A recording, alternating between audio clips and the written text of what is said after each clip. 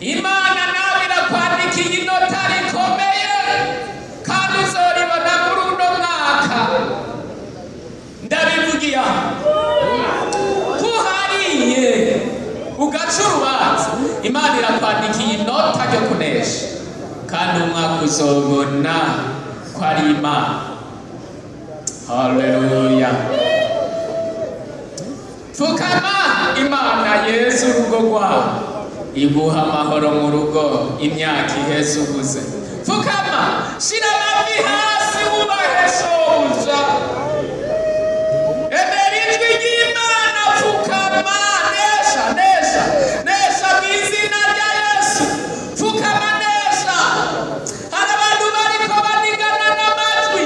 Pfukama, nesha nesha. Pfukama, nesha. Pfukama bene data. Pfukama, pfukama aho nyene, nesha nesha. Niyo pfukama hariya kuri Marko. Pfukama, nesha. Pfukama.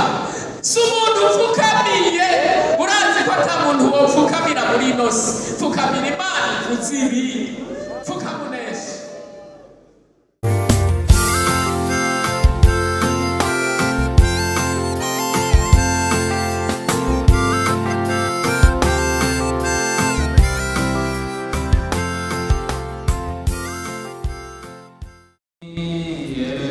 Mukiza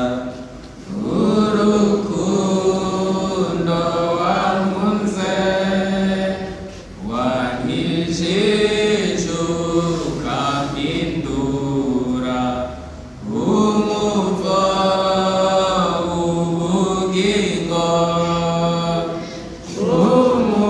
umugende gusaye Yesu zuye ubushobozi unkure mwico ubuza gutemba muri jewe mpakugushingira intahe y'ingene wanyigishije wanyiguze ngo mbuwawe nunyuzure rwose ngumugende gusaye Yesu wuzuye ubushobozi unkure mwico ubuza gutemba muri jewe. Mahoro y'Imana bane natwe twese. Bakira intasho za bene so kwibusekera badutumye kubatasha muzaki. Turashima Imana kakanya k'ubuntu turonse ko kuba mu ngoro y'Imana. Imana yongera ivugane natwe mu gihe ishengero ry'Imana ritarava mu isi. Ndashimiye kandi n'abavyeyi bampaye aka kanya. Reka dusome ijambo ry'Imana ariya mu butumwa bwiza bwa Yesu Kristo bwanditswe na Matayo igice ca 6. Dusome duhereye kuri uriya murongo w'8. Ubutumwa bwiza bwa Yesu Kristo bwanditswe na Matayo, dusome duhereye kuri uriya murongo w'8. Nimuze muse nabo kuko sazi ibyo mukenye mutaramusaba, nuko musenge mutya: Data wa twese wo mu ijuru, izina ryawe ryubahwe, ubwami bwawe buze, ibyo ugomba bibe mu isi nk'uko biba mu ijuru. Uduhe ibyo kurya dukwiranye uyu munsi, uduhebere imyenda yacu nk'uko natwe twahebeye abari mu myenda yacu, kandi ntutujane mu bitosha nabi, ariko dukize wa mubi, kuko ubwami n'ubushobozi n'icubahiro ari ibyawe ibihe bidashira. Amen. Itanguriro igice ca 45 dusomeho amajambo y'Imana. Itanguriro igice ca 45 dusomeho amajambo y'Imana. Maze Yosefu ntiyaba agishobora kwiyumanganya imbere yabo bahagararanye bose, acavuga n'ijwi rirenga ati, nimutaramura abantu bose. Nuko ntihagira uwundi muntu n'umwe asigarana na Yosefu igihe yibarira bene se. Araturikisha ararira, Abanyegiputa baravyumva, no kwa Farawo baravyumva. Yosefu abarira bene se aterega ni jewe Yosefu, aho data aracariho. Bene se babura ico bavuga, kuko barandutse imitima kubona bari imbere yiwe. Yosefu abarira bene se atenda nimunyegere. Baramwegera, aravuga ati, ni jewe Yosefu mwene so, umwe mwaguze ngashorwa muri Egiputa. None ntimubabare ngo mwirakire, kuko mwaguze ngashorwa ino, kuko Imana ariyo yatumye bitangira imbere ngo mbe kirokora. Ikigoyi kimaze imyaka 2 mu gihugu, kandi haracasigaye iyindi myaka 5 batazoruha barimamo canke ngo bimbure. Imana niyo yantumye bitangira imbere, kugira ngo ibagobotore mugire ico musiga mw'isi, ibarokoza agakiza gakomeye. None rero si mwebwe mwandungitse ino, ni Imana, kandi yampinduye nka se wa Farawo n'umuzezwa rugo wiwe wa vyose, no kuba umugaba w'igihugu cose ca Egiputa. Nimwihute muduge kwa data, muze mushike mumubarira muti, umwana wawe Yosefu yadutumye ngo Imana yamugize umugaba w'igihugu cose ca Egiputa. Muti manuka uze iyo ari, ntutebe. Muti kandi uzoshika uba mu gihugu c'i Gosheni, ube hafi yiwe, mwe n'abana bawe n'abuzukuru bawe n'imikuku yawe n'amasho yawe n'ivyo ufise vyose. Kandi mutazogutungirayo, kuko hasigaye imyaka 5 y'ikigoyi, mwoye guhava ufutana mwe n'inzu yawe n'abo ufise bose. Kandi muravyibonera n'amaso yanyu, na mwebwe na mwene mama Benyamini aravyibonera yuko ari jewe ubwanje vyikuriye mu kanwa. Kandi muze mubarire data icubahiro canje cose mfise muri Egiputa, n'ivyo mwiboneye vyose. Kandi muze munyarukane data kumushikana ino. Yosefu araheza agwa mw'izosi Benyamini mwene nyina, ararira.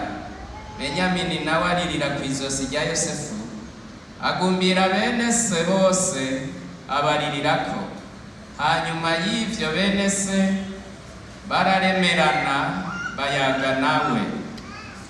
N'amajambo y'Imana tugomba tumara umwanya tuvugana ko data yashize mu mutima.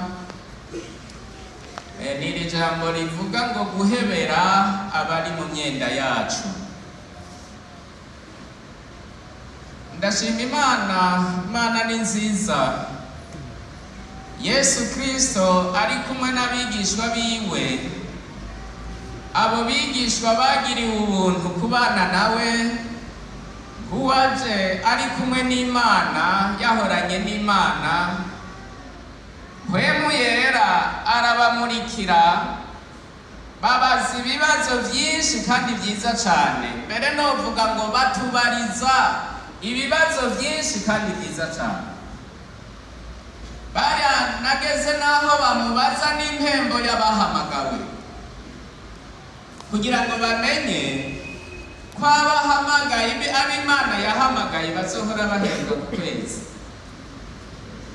Ico gihe Petero nkuwari yaramenyereye gukora ku gafaranga, ariko n'abandi ntibakanka, baca baramutuma. Burya nyene nta muryango ubura umushefu. Hanyuma aramwegera kuko yari abonye imyaka igiye kuba 3 batarakora ku rufaranga kandi bamaze iminsi mu bikorwa. Petero aramubaza ati ariko Mutama, hari ikibazo dufise? Yibaza ati ngira yoba yaravyibagiye, yibaza ngo yaraduhevye ataraduhevye. Petero aramubaza ati ariko tumaze iminsi. Aca bicisha mu bwenge amubwira ngo ariko uhoraho Yesu, hajya igihe waduhamagara twari dufise abagore, twari dufise n'abana, kandi hari ibintu twari dutunze. Rero Petero Simoni ngo yari umutoza kori, ngo yari atunze cyane.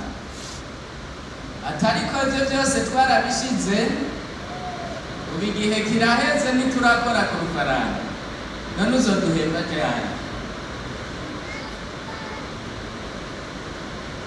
Bose kumbure bagize tego ego. Iryo niryo Petero abajije natwe turarifise. Yesu arabishura neza, arababwira ngo ntawahevye umugore, ntawahevye abana, ntawahevye ibyiwe ku bwanje atazobishumbusha umurengera mu gihe kizoza. Ariko no muri iki gihe naco Imana ibagirira neza, batahura ivyo, barizera, baranezerwa, bizigira ijambo Yesu avuze. Nuko rero n'abandi muzotanga umuhamagaro ejo, inyishu yaratanzwe, ntihagire ibindi bibazo muzobaza. Urasoma iyo mirongo. Hanyuma ikindi gihe bamubaza ikibazo arico uno munsi tugira dutumbere. Baramubaza ngo Yohana yigishije abigishwa biwe gusenga, none twebwe tuzosenge dute? Birumvikana uwo babajije nyene kubazwa niwe yahoranye n'Imana, niwe yarazi uko Imana isengwa, niwe yarazi amajambo umuntu yokoresha Imana ikamwumva. Barakoze, Imana ibaha umugisha ababene data. Batubariza ikibazo ciza cyane. Mbega Imana isengwa gute? Mbega twosenga gute kugira ngo Imana itwumve? Yesu arabishura. Yari amaze iminsi abona abasenga, abona abafarisayo ukuntu babitunganya neza, ngo baraja mu mayira abiri bakisiga iminyota bakicaraho kugira ngo bagaragare ko bari imbere y'Imana. Yesu arababwira ati ntimuzosenge nk'abarya. Mwebwe iyo musenga muzoje mu cumba wugara urugi, usenge so aba mu mpisho azoguhera. Ariko aca babwira rero amajambo akomeye cyane bazovuga. Arababwira ngo iyo muzosenga singomba kuvuga kuri iri sengesho yababwiye, ariko ndafise ikintu kimwe gusa yababwiye ngomba kuvuga ko. Atangura kubabwira ko igihe umuntu asenga Imana akwiye kubanza kwibuka icubahiro cy'Imana. Ati iyo musenga muzobanze muvuge ati Data wa twese uri mu ijuru, ubwami bwawe buze, ibyo ugomba bibe mu isi nk'uko biba mu ijuru. Hanyuma rero urabona muri mu isi muzosaba indya zo ku munsi ku munsi, hanyuma muzosabe n'ibindi. Ariko ijambo ngomba ko tuvuga n'Imana yampaye uno munsi muri zino ntango z'umwaka, ndazi turafise ibyo dukeneye Imana izoduha. nagomba mbanze mbaze ikibazo. Abantu bose afise ikintu amaze igihe asengera yifuza ko Imana umwaka yokimuha, amanika urutoki. Naje ndimwo. Imana ibahe umugisha. Ndazi umanitse ntiyibesheye namba, arafise mu bindi byinshi Imana yomukorera, ariko arafise ikintu gikomeye avuga ngo Mana niwankorera iki kintu uzoba ukoze cyane. Ngomba ndababaza ikindi kibazo. Umuntu yumva yiteguye kwemera icyo Imana imusaba yokora kugira ngo aze yishurwe, yiteguye kucemera no kucakira, nawe amanika urutoki. Murakoze cyane naje ndimo. Mana wakira isengesho ry'abantu bawe. Mwari kuvuga amene kuko aho ndabasengeye. Shikije iryo sengesho si kenshi utanga umutwaro umukozi w'Imana akawemeza, ariko uwo ndawubemereje Data azabatabara. Ariko arabigisha rero amajambo umuntu yobwira Imana, ababwira ngo iyo musenga muzobwira Imana ngo Mana yo mu ijuru uduhebere imyenda yacu nk'uko natwe twahebeye abari mu myenda yacu. Muri iri sengesho numvise iri jambo rikomeye cyane yababwiye. Umwenda ni iki?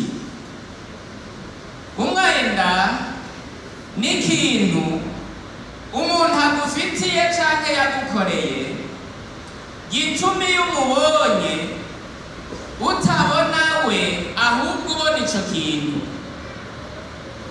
Ni ikintu umuntu agufitiye cyangwa yagukoreye bituma iyo ubonye uwo muntu utabona we ariko ukabona icyo kintu. Uwo ni wo mwenda. Kandi umwenda ni ikintu umuntu yagukoreye gituma utinya ijisho ryiwe. Icyo nicyo bita umwenda. Iyo ufitaniye ikintu n'umuntu aricyo yagukoreye cyahavuye kikaba umwenda, mu ndabe iyo ukimubona gusa benshi mbere ntibanaramukanya kuko acabona cya kintu. Iyo agize itombora akaba ataramubona agaca akatakigira kuko atinye amaso yiwe, kuko kubonana gusa bibukana icyo kintu.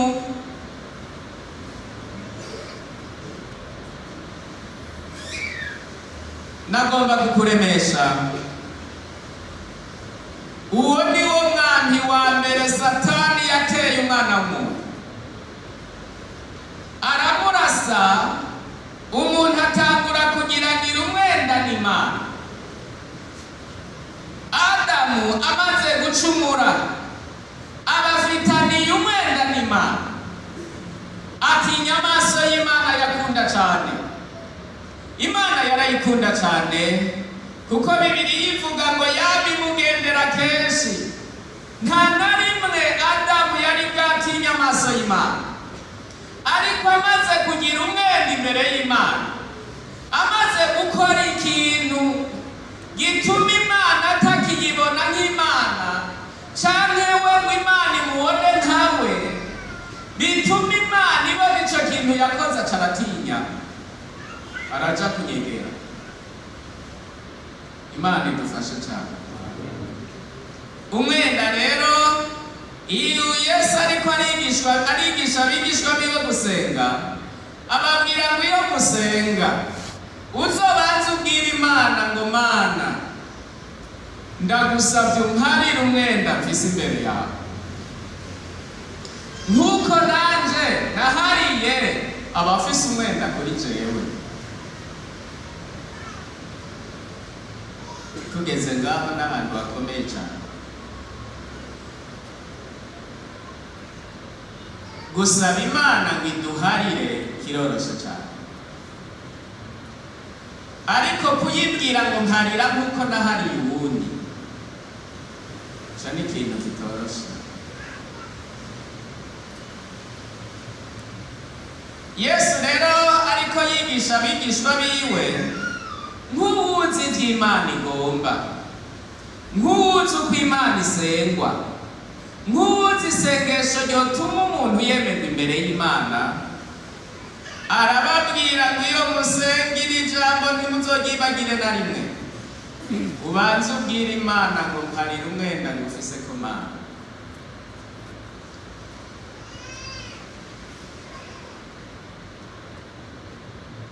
Nagomba ngo umuntu ari ngaha muri zino ntango z'umwaka, buri wese yiyumviye icaha yakoze cabaye nk'umwenda imbere y'Imana. Igihe cose iyo yibutse Imana yumva agize ubwoba. Bene data, harya amasengesho y'iyo twiherereye ibiberayo n'amabanga y'Imana. Hari umuntu apfukamye abura ico avuga kubw'imyenda afitiye Imana. Iminsi yose apfukamye abwira Imana ngo Mana ntunyicire hano kuko ndazi ndi umunyavyaha akomeye. Uhoraho yantumye ngo agomba kugukura k'uwo mwenda mufitaniye. Adamu aravuga, Imana imubajije ngo Adamu urihe ko ntakikubona?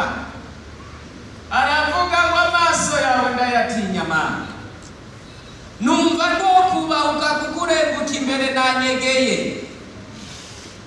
Aramubwira ngo washikiwe n'iki Adamu? Aramubwira ngo si ukuba ivyashikiye gusa, n'ukuba gusa ni gusa, sinokubahuka ngo nje imbere yawe Mana.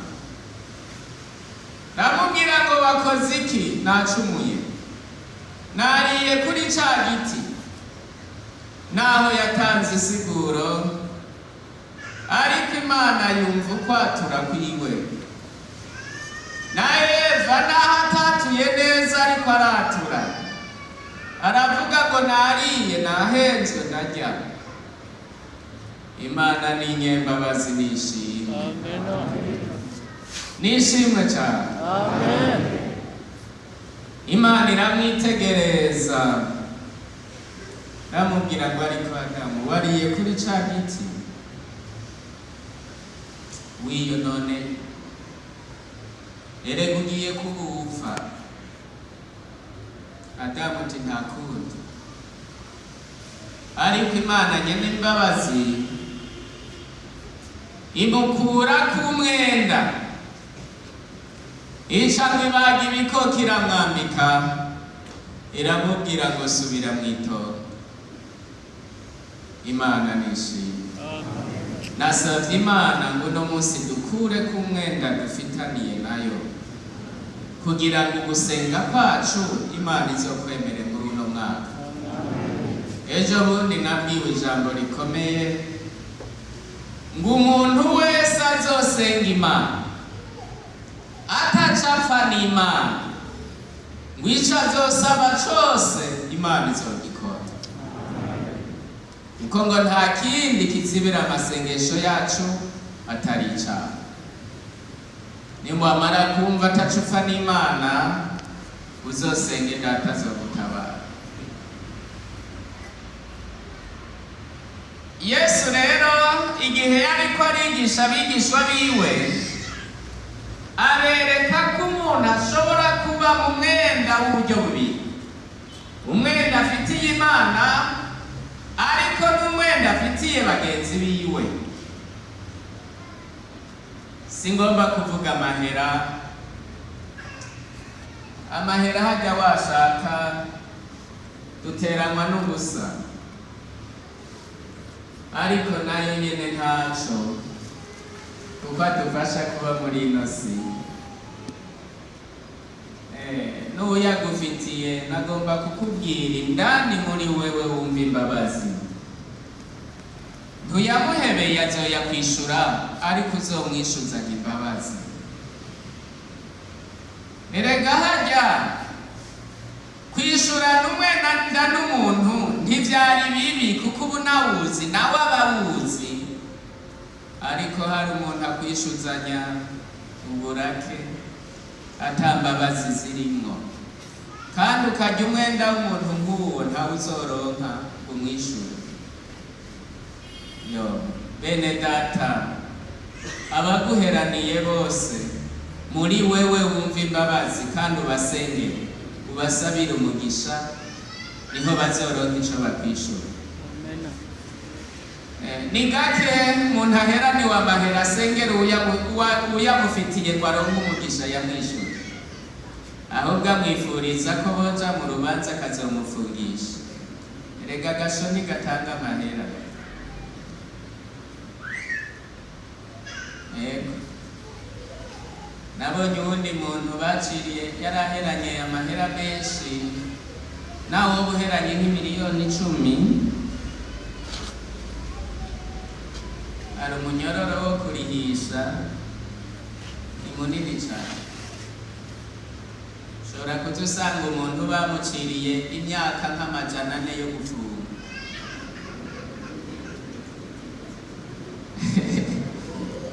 Ugasanga umuntu azoriha aya mahera kandi umunyororo n'uw'imyaka amajana 4. Ni ukuvuga hari imva zipfunzwe ko zitarari umweru. Ariko nagomba kukubwira nk'umuntu w'Imana, umwishuzanya imbabazi kandi umusengere. Niwamusengera azogira umugisha, azokwishura. Reka tureke ivy'amahera, ariko ivy'Imana yambwiye cane n'amadeni y'ivyaha twakoreye bagenzi bacu. Madeni y'ivyaha twakoreye bagenzi bacu, nuko Imana ibaha umugisha, mugaca murabi n'abicara harya abo baprotokole barabitunganya. Ndatinya ko Satani ubu mwanya dufatanya amaboko nawe, ariko nasenze Imana ganesha mu izina rya Yesu. Amen. Nabizi. Ariko urabino abandi bakristo narababwiye, ntihari ikintu umukristo akura kakarengana, ntiwobuzwa kumva ijambo ry'Imana no kuraba umuntu, none umurazo uca wumurika. Ariko ni vyiza kumviriza ijwi ry'Imana, kuko Imana yabahamagaye irafise ico ibabwira. Ideni umuntu afitianiye n'uwundi umwenda, si ivyaha vyose dukoreranira biba nk'umwenda imbere yacu. Ariko umuntu arashobora kugukorera ikintu hamwe iminsi yose ucibutse wumva ari igisebe, iminsi yose ucibutse wumva ari igisebe. Ico nico uwo muntu muba mufitaniye nk'umwenda. Kandi koko iyo umuntu mufitaniye umwenda nk'uwo, ntibishoboka ko muwukundaniramwo, naho muhwana mukaramukana mukavugana bibaye ngombwa. Hajya hari abantu baganira bibaye ngombwa, ahandi hoho bidabaho, baganira bibaye ngombwa. Ariko mu bindi bitabaye ngombwa batigera bavugana. Aba bantu babiri babanye guto, haba hari umwenda bafitaniye. Mbere kenshi muzobabona baratinyana kurabana, no kubana hamwe. Umwe agapfuma yigira mu cumbi yakugara akagumiyo, uwundi akaja muri sara akagumiyo, uwundi akaja mu cumba akagumiyo, bagapfuma bahura bibaye ngombwa. Aho ni ryari? Ni kw'isahani. Uko kubonana ko kuba kubaye ngombwa. Naho nyene no kw'isahani hari abo haganira ibiyiko n'amafurushete gusa, ariko abo bantu batavugana mwaraduhenze ngo mwase kuvugana irya mu kanwa uwo babesha. Hari umwenda mufitaniye.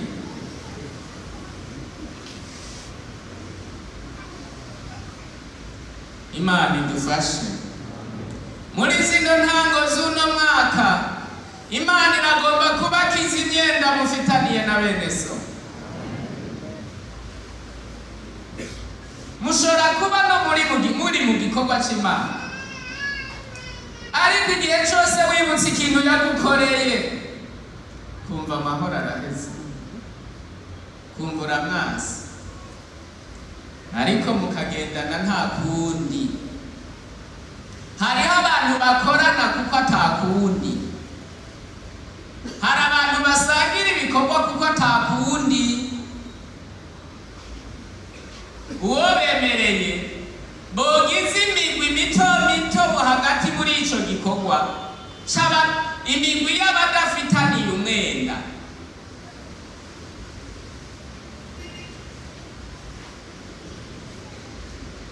Yesu rero yigishije, burya Yesu ni mwiza ndamukunda. Iyo bivuga kare ko Yuda azomugura, sinzi abandi bigisha ukuntu bari gufata Yuda. Namwe mwishize mu ruhande rwa Petero na Yohana, iyo bakamarana umwaka bazi ko Yuda ari wazogura Yesu, abo bantu nibaza ko hari guca habamo hagati imigwi mito mito, kuko Yuda yabagize umwenda imbere ya bose. Imana idukize. Niba basi twogiranira umwenda hagati yacu, Imana idukize umwenda w'ishengero. Saba Imana idukira umwenda w'ishengero, ukazogira icupfa n'abantu benshi, uwo mwenda uzoburiha gute? Kuko hari abantu badafitaniye umwenda na babiri n'umwe canke batatu, ahubwo bawufitaniye n'abantu benshi. Urago uzoburiha gute? Ko vyasaba guhagarara imbere y'abo bantu bose, uzobigenza gute? Imana idufashe. Nabonye erega ivyo bibaho, umuntu akagira umwenda w'ishengero ryose. Ahantu ubu ngaha hariho abantu baduheraniye badufitiye umwenda w'ivyo badukoreye. Ndabababwire, n'abantu bataramuwe, igihe bataramugwa babitumenyesheje hano twese, duca turavuga ngo uwo muntu kuva uno munsi adufitiye umwenda, ntituzongera no kwicarana. Umwenda w'ishengero, Imana izifashe. Sinze ngira umwenda w'ishengero, Imana izifashe. Kandi nawe wumva ari isengesho ryawe, ntuzugire umwenda w'ishengero uzogukora. Iyo ubwira abantu bangana gutya bose bafitiye umwenda, uzoburiha gute? Ariko Imana ishimwe cyane, izi kubitunganya. Iyo agarutse aduhereza umwenda, aca yongera bakatumenyesha ngo wa wundi umwenda yawe utwishuye muramwemereye kongera kubana namwe, twese titumukuye ku mwenda, naze twongere tubane. Wagiriwe ubuntu n'Imana, se wiyubare wongere kutubera ku mwenda. Imana idufashe. Yesu rero arabigisha, ababwira ngo iyo musenga Imana yo mw'ijuru, uzuyibwire ngo Mana ndakwinginze nkiza umwenda mfise kuri wewe. icyaha gikomeye nakoze kuri wewe nukimbabarire Mana, nk'uko nanjye nababariye abankoreye ibyaha.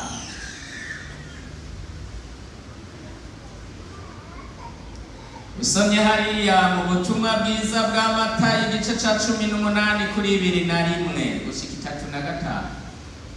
18 21 gushika 35. Tuhabona abantu babiri, umuntu yaraheranye amahera menshi, muzohasome. Hanyuma shebuja araza ati mpa amahera, ati muvyeyi ntayo mfise, nta nayo noronka. Ati kutayaronse rero mpa amahera yanje. Kera mu mategeko y'Ikiroma nico gituma mubona abo bita abagurano canke abaja. Iyo Paulo yavuga ngo ntitukira abaja, canke avuze mu Bisirayeli ngo muba abantu mutakijakariye icaha, byarabababaje cane kuko umuja kenshi baba ari abantu baheranye amahera canke ibindi. Nico ca kindi cashikira wa mukenyezi w'umwe yiga ivyo kuvugishwa n'Imana. Umuheranye hakagera igihe cyo kumwishura ntuyaronke, bararana ivyo tunze, babona bitovamwo bagaca baja mu bana bawe bakabaha agaciro. Haba mu muryango hari abatagira agaciro. Urumva nyene bakabaha agaciro bonyene, umuntu yo amazaya unawe amazaya bakayateranya, tunawe amazaya bakayateranya. Hari igihe baza gukwiza yamufitiye umuryango wose uheze, abo bose yaca bashorera akabatwara, agomvye akaja kubagurisha kugira ngo akuremwo amahera yiwe. Urumva yategerezwa kuraba ko amahera batwaye ko niyabashira ku isoko azoyakuramo. Hanyuma rero agacaja kubagurisha, karaba ko yikurira mwayo mahera yiwe. Abo nibo bitwa bagurano. Uwumutwaye yari afise uburenganzira bwo kumugira ivyo ashaka, ntayagushikana mu nzira agaca mwica, nta caha yaba afise, kuko yaba yishe ikidandazwa ciwe.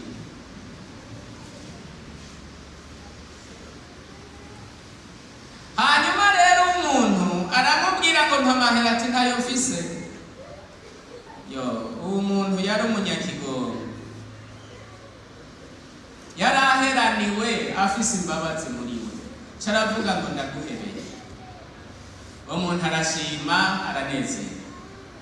Ariko ngo asohotse aho hantu, avuye muri iyo biro, acahura n'umufitiye makeyi, muzohasoma aho hantu.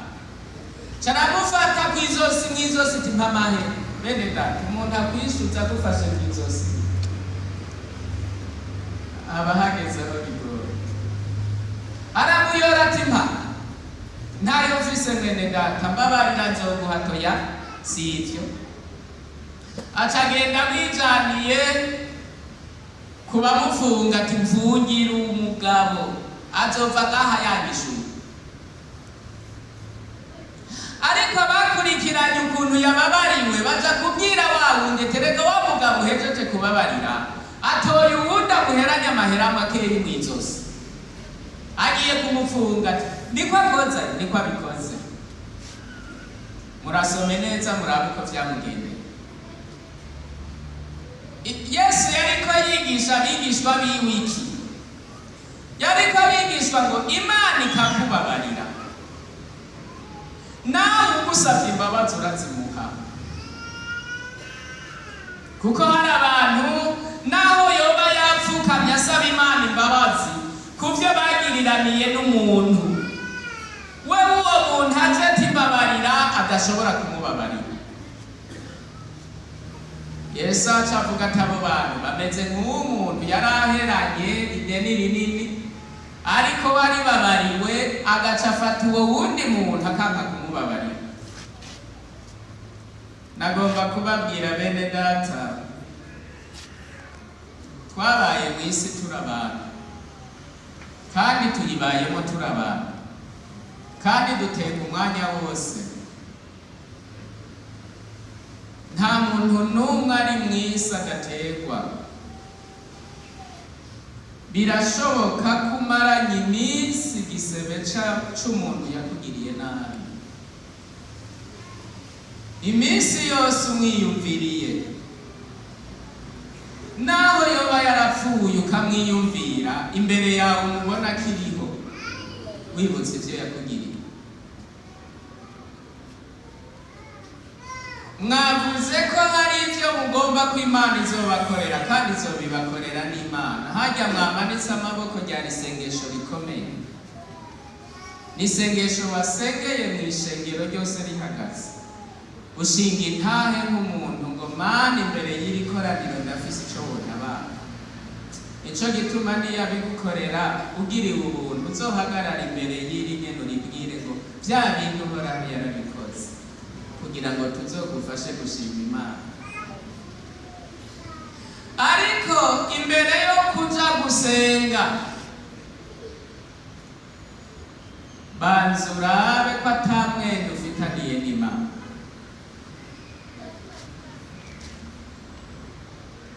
Imana idufashe, Imana izi kudukiza. Hari ikintu Imana yankijije ndayishimira cyane. Nkiri umwana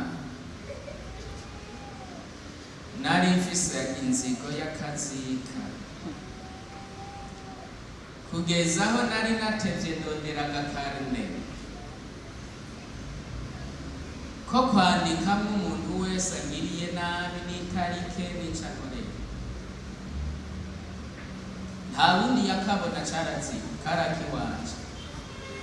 Nakandikamo ico umuntu ankoreye, n'uwo muntu izina ryiwe n'itarike n'isaha gikoreye, nkabiga. Urumva ako kantu nakamana ku mufuko, kuko aho nciye hose, aho ngeze hose ko hashobora kuba umuntu ankoreye ikintu, nakabiga. Imana yarakoze intabara, impapuro zose zitaruzura ngo ngura kandi. Iyo bishika ubu bafise twinshi. Murantwenze. Ariko ntiyabutse umeze nkanje. Afise agenda, abikamwo ikintu gikomeye umuntu amukorera.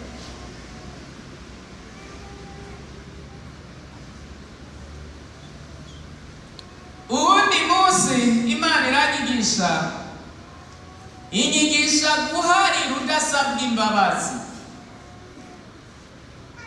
Ngo umuntu w'Imana akwiye guharira atarinze gusabwa imbabazi, kuko abagucumuyeko bose hari n'abatabizi ko bagucumuyeko, hari n'abo mutazigera muhura, hari n'abatigera basaba imbabazi mu buzima.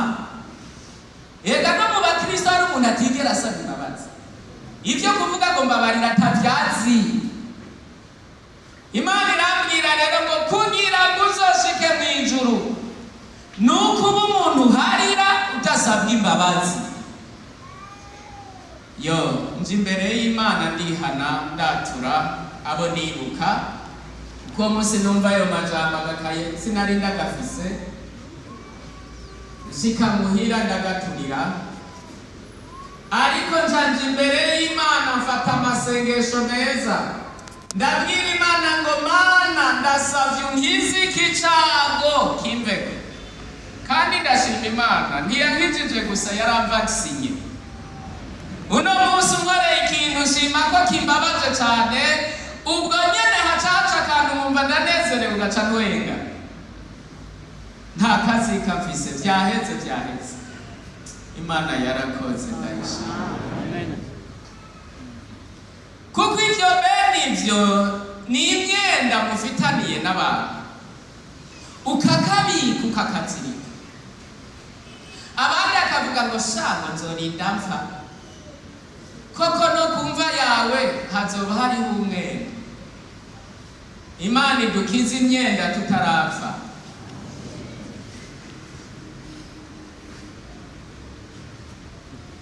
Nagomba ndababaze, ugasanga abantu umugore n'umugabo bafitaniye umwenda ukomeye cyane.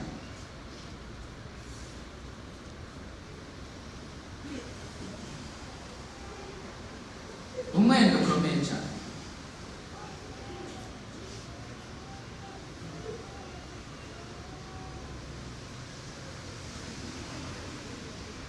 Ugasanga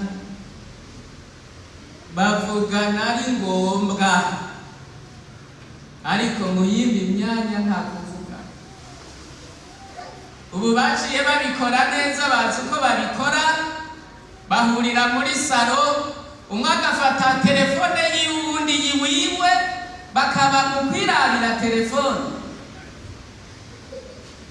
Benshi ntibabigira kuko arondera ibintu muri telefone. Bafitaniye umwenda n'uwo muntu bicaranye. Ntibishoboka ko bavuga, bagaca bavugana ari ngombwa. Isahani ije,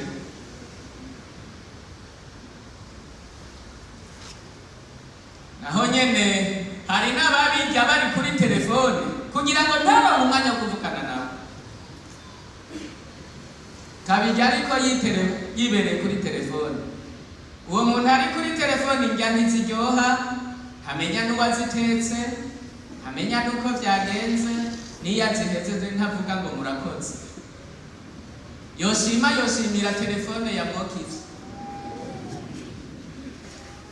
Iyo nayo nyiraca yandikamwe muri telefone, turakoze telefone wanyukize. Tumeze uko rero tugaca tuvuga ngo Mana uwu mwaka uzontabara.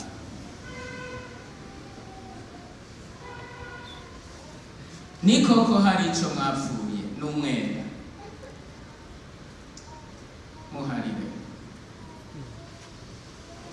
kandi uwo mwenda mwamaze kugiranira muri babiri, mwawugize n'imbere y'Imana. Niwamara gusaba Imana imbabazi, uca ugenda uwo mugenzi wawe nawe mwishurana umwenda, mubwire ngo mbabarira. Iyi myaka yose tumaranye wari umperaniye umwenda. Hari igihe na mugenzi wawe atawazi, urabimubwira. Tibuge iminsi yose twabanye hari umwenda wamperaniye, vyagenze ukuntu. Umbabarira. Byari byarase ko mu mutima numva no muharira. Kandi nawe akaza ngo mbabarira, uramuharira. Umugirire imbabazi, umubwire ngo nanje ntiyari jewe, Satani niwe yabigize, nanje mbabarira. Abana n'abavyeyi ugasanga hagati yabo barafitaniye umwenda. Umwana akaba atokwicarana n'umuvyeyi ngo bavugane kuko barafitaniye umwenda. Umwana ugenda imbere y'umuvyeyi ngo mbabarira, hari umwenda twari dufitanye. Birababaje kugira ngo umwana abone umuvyeyi we wamutinye, ace yiruka yiyugaranire muri shamba kuko atinya umuvyeyi kubera umwenda bafitaniye. Birashoboka ko wagize igikomere ku bantu bakugiriye nabi muri ino myaka iheze.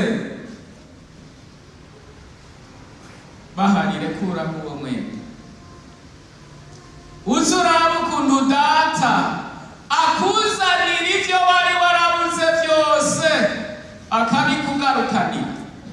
Haleluya. Mubwire ngo data ko mpariye umuntu, ndasavye ivyo Satani yanyaze vyose ubinzanira. Data azobizana kuko wakuyeho umwenda mupfa na mwene so. Yesu Kristo arabigisha gutyo. Twasomye hari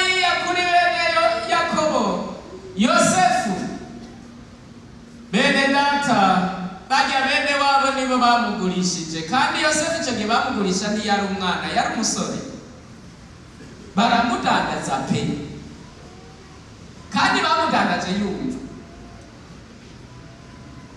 Ataka gahungu turakica.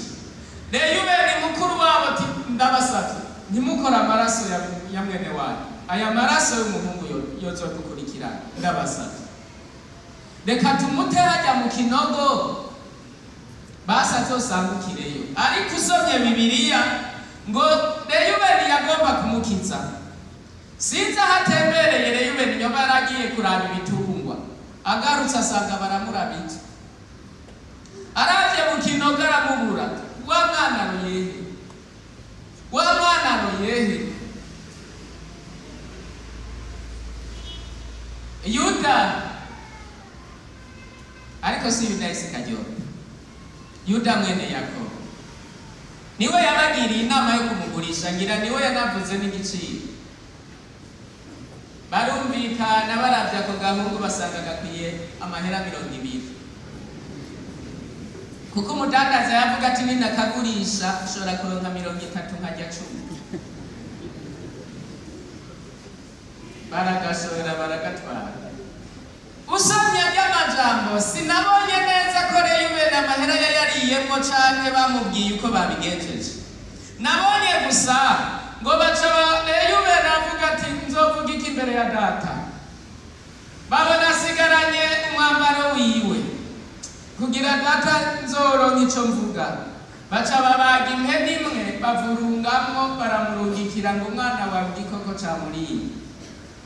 Yo guharira kugeza aho uharira umuntu yakwisha akakugurisha akakwica. Ariko niba wewe atandeni ufise kuri uwo yakugiriye nabi, Imana izoguha umugisha.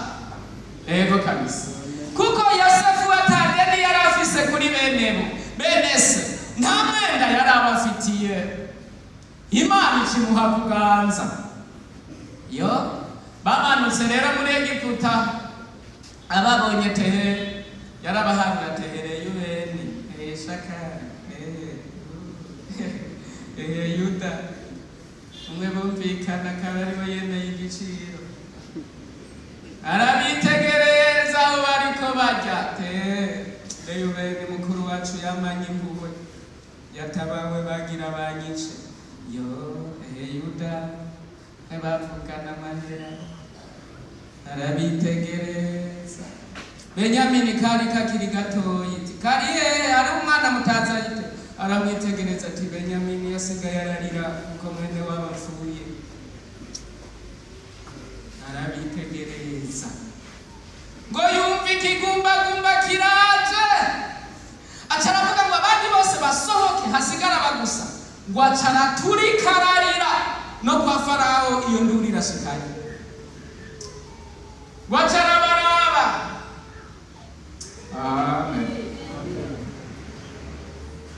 Yaramarira yo guharira, reka amasozi yawe akoroke uhariye, kuko mu guharira bene uwo mwenda ushima ko Imana ikugendeye urarira imbere y'uko uvuga ngo ndakubabariye.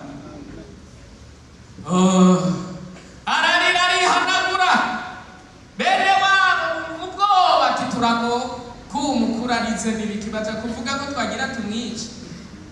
Arababwira ngo haguruke nyegere. Uko bamwegera niko bamumenya, umwegere yakumva aramumenye, aravuga ngo ntimugire ubwoba, ni jewe Yosefu wa wundi mwagurisha.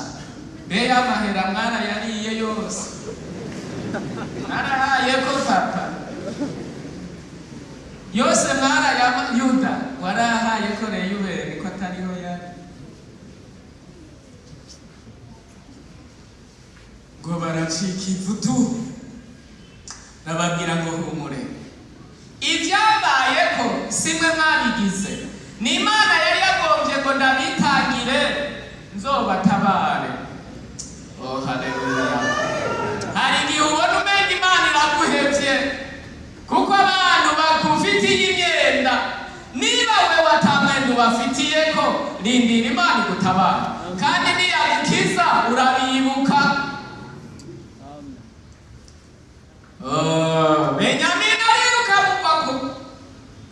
ngo data aracariho tariho muzomunzanira umutama kuko ngo yabaye mu kigandaro kitigeze gihera yibutse umwana wiwe.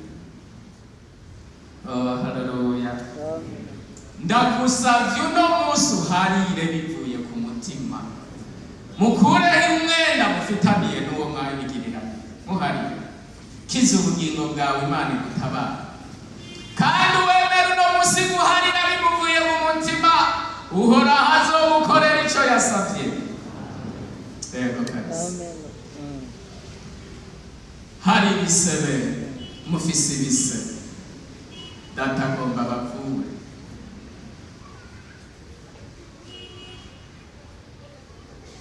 Niko Yesu yahari abamubambye, bajya bamubamba bari bafitaniye umwenda, bari bamufitiye umwenda, kabitegereza ukuntu bamushishagura. Ageze ku musaraba arangije igikorwa aravuga ngo baharire data, ihagire n'umuzoharura kw'icana. Turakwiye kugira imbabazi nawe kugeza aho hari uwakwiciye uwakwishe. Erega n'umuntu agukorera ikintu ukabona ko akwishe kabisa, kabona ati wari kunyica yanyishe, muharire. Kura umwenda hagati yiwe nawe, Imana iguha umugisha. Hari icyo Imana itaragukorera kuko uwo mwenda utarawukura. Imana no munsi iragomba kubatabara. Imana ibaha umugisha. Amen. Tugomba dusenga Imana. Oh, haleluya. Uri Imana.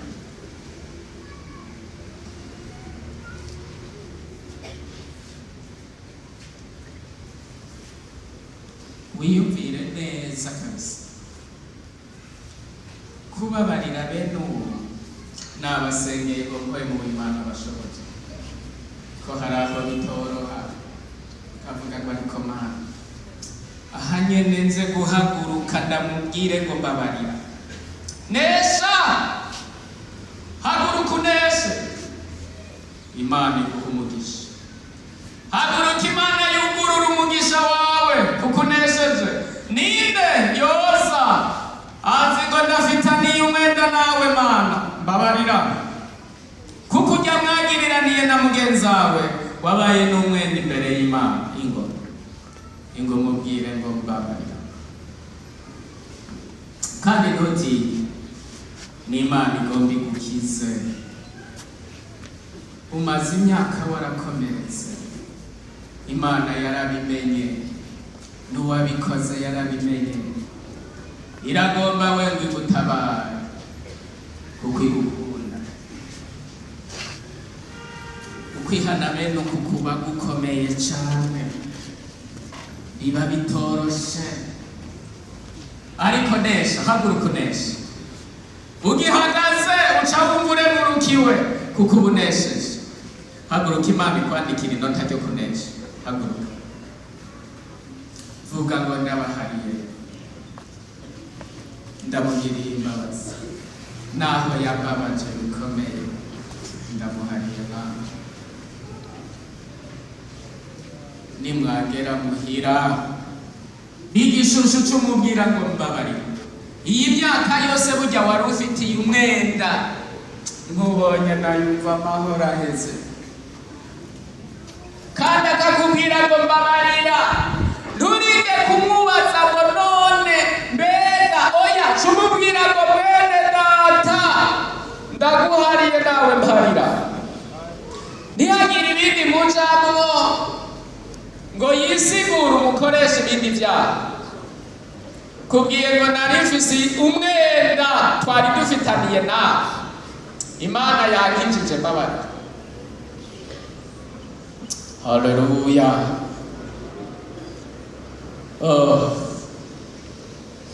Uwumva ico kintu agifise ndamusabe aho nyene mu ntebe ururukira yiyo nyene upfukame. Muri ayo mavi harimwo kunesha, kuko ngo nawe uciye bugufi imbere y'Imana, uremeye kuri umunyabyaha. Erega bakibikorera nawe ntiwabaye intore, warakomeretse, pfukama Imana ikuvura ico gikomere. Baharira Imana iguha umugisha. Urabivuga ngo yo Mana, ariko yari yambabaza kukubabara kugera kwe. Muharire uvuge ngo data ndamugiriye imbabazi. Kuhariye Imana nawe irakwandikiye inota rikomeye kandi uzoribona muri uno mwaka. Ndabivugiye kuhariye ugaca urubanza, Imana irakwandikiye inota ryo kunesha kandi umwaka uzobona ko ari Imana. Haleluya. Pfukama Imana Yesu urugo rwawe iguha amahoro mu rugo imyaka iheze ubuze. Pfukama shira amavi hasi wubahe shobuja. Emera ijwi ry'Imana. Pfukama nesha nesha nesha mu izina rya Yesu. Pfukama nesha. Hari abantu bariko banigana n'amajwi. Pfukama nesha nesha. Pfukama nesha. Pfukama bene data. Pfukama. Pfukama aho nyene nesha nesha. Niyo pfukama hariya kuri Marko. Pfukama nesha. Pfukama. Si umuntu upfukamiye urazi ko ata muntu wopfukamira muri ino si. Pfukamira Imana ivuze ibi. Pfukama uneshe. Kugira ngo uneshe pfukama. Ntugume wicaye. Pfukama. Shira amavi hasi nk'umuntu w'Imana. No munsi wawe guhora upfukama mu cumba. Imana ivuze ngo pfukama mu ngoro yayo ibone kunesheje. Pfukama data gutabara.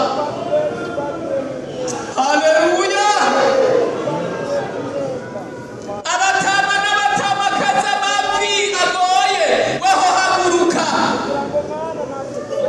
Uzoba uciye bugufi kuko gupfukama bikugora. Haguruka wewe amava kugora, ariko uhindura uko wari uri. Uvuge Mana ndahariye nanje gira ico unkoreye. Umwaka ndagomba kunyereka kunesha kuko ndahariye. Ariko ndasabye umuntu wese yemeye iri jwi uhindura uko wari wicaye. Upfukame cyangwa uhaguruke. Ushinga intahe imbere ya data ngo ndamuhariye. Haguruka ubivuge ngo ndamuhariye. Ndamugiriye imbabazi. Ndahagurutse mvuze ico gicabona imbere y'Imana. Ugihagaze cyangwa upfukamye uca umubwira ngo nawe Mana uwu mwaka uzonyereke ico shingiye intahe kuri Imana intabara. Oh, haleluya. Mana ibaha umugisha bene data mwemeye iri jwi. Imana igukorere ico wari umaze igihe ubuze. Reka saba umwungere w'ishengero hano narenguka shikane aya masengesho imbere y'Imana. Muvyeyi hari usengera ababana Imana ibaharire. Mana data wa twese uri mw'ijuru, turagushimiye ko wagendeye ishengero ryawe. Turagushimiye ko ijambo ryawe rihembuye rikabohora abantu bari baraboshwe no kudaharira. Turagushimiye ko ijambo ryawe ari rizima. Yosefu bari baramugiriye nabi bene wabo, ariko arumva mu mutima ko atakindi kibereye atari ukubaharira kugira ngo baronke amahoro, nawe aronke amahoro mu mutima. Iryo jambo mwami rirashitse ngaha mu ishengero ryawe. Ndagushima ko ijambo ryawe rimaze kuvuga ritubereye umunzane. Umuntu yari afise abamugiriye nabi ahariye n'umuha umugisha. Umuntu yari afise ibigozi byamufatanye n'abamugiriye nabi bicagagurike mu izina rya Yesu. Yumve yuko yidegemvya, yumve yuko hariye, yumve yuko agize amahoro, yumve yuko mwami yogira n'ingomezi zo kubabwira ngo naraguhariye wumva amahoro. n'uyu nawe yumvise afise urubanza hagati yawe n'Imana kuvyo yakoze kuvyo yavuze mu nzira yagendeyemo zidahimbara Imana yabona turi urubanza ruri hagati ya jewe n'Imana ruzompitana nawe n'umuharire amaraso yawe Yesu aracuwagira amaraso yawe araceza amaraso yawe aracatunganya ayo maraso niyo agiriye imitima ubu bugingo Mwami butsindanishirizwe ubugingo bukire ubugingo buhoke umuntu wese aciye bugufi akunama munsi y'umusaraba umuharire urakoze Mwami tutanga umugisha kuri aba bose bafashe ingingo yo guharira no gusaba imbabazi ibintu bari baranyatswe ibintu byari byarahagaze mbere n'abari baratakaje ibyabo kubera abandi akaba avuze ati ndamuhariye Mwami cumuha umugisha ntasubire kwicuza kuri ya muntu yararwaye iki n'iki mu izina rya Yesu Kristo n'uyu ariko aragutakambira ngo Mwami marira hamumezagire kugira ngo nze nishure Mwami abona arifitiye umwenda ubibakorere ubibazirikaneko ubagirire neza uno munsi wabera umunsi mukuru wo kubohoka uno munsi wabera umunsi mukuru wo gutabagwa uno munsi wabera umunsi mukuru wo kuguruza amasezerano mu izina rya Yesu Kristo bihinduke mu bugingo bwabo umuntu wese abone ko guharira ari inzira y'umugisha ari inzira y'amahoro n'umunezero bitangwa n'Imana n'uyu Mwami yagutakambiye ko bw'ico yakoze kinyuranye n'ubugombe bwawe umuharire umwezi umutunganye umuntu wese umuha inkomezi zikwiranye n'ico ugomba yuko umutima we ukora urakoze turagushimiye ko byumvise kandi wamaze guharira amahoro aze umunezero uze umugisha uherekeza ababene data baciye bugufi tubibasabiye mu izina rya Yesu Kristo Mwami wacu amen.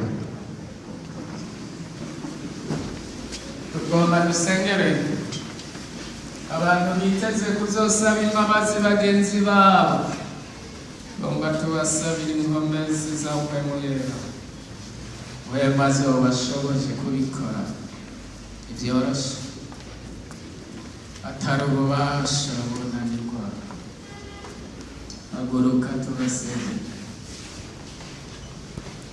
umuntu wese yumva hari umuntu azohava asaba imbabazi haguruka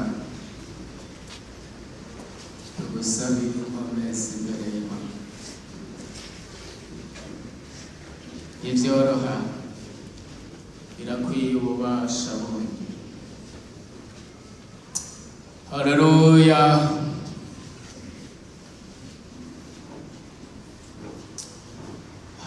simama haguruka tugusabire kunesha tugusabire inkomezi za Mpwemu Yera Mpwemu azogushoboza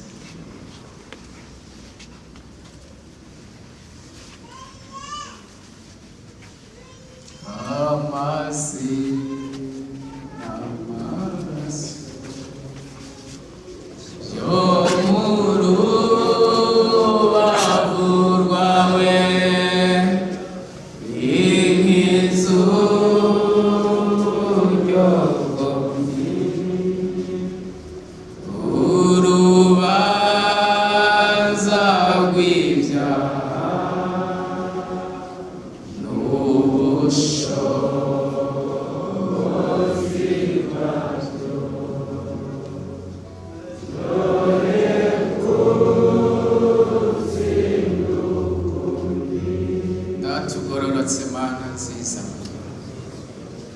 kugira ngo uharire abariko bakubamba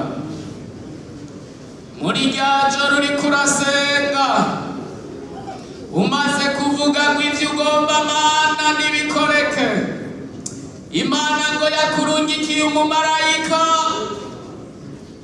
aca abana nawe gushika ku musaraba kuko yari kumwe nawe data turavuga ngo Mana baharire amen. Igihe Stefano yari munsi y'amabuye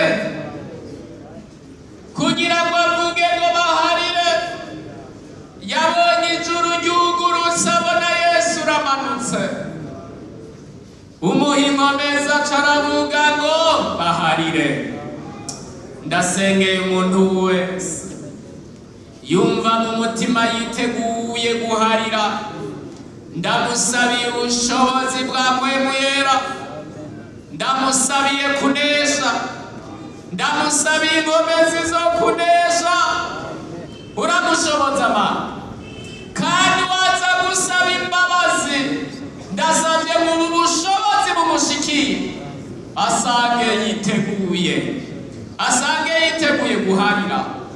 Akibivuga asange yiteguye guharira. Mana urakoze, ndabigushimiye, kandi ndasengera umuntu wese yoba afise ikibazo, niba ari ingwara, niba ari uwundi mutwaro, mutabare nawe azomushima.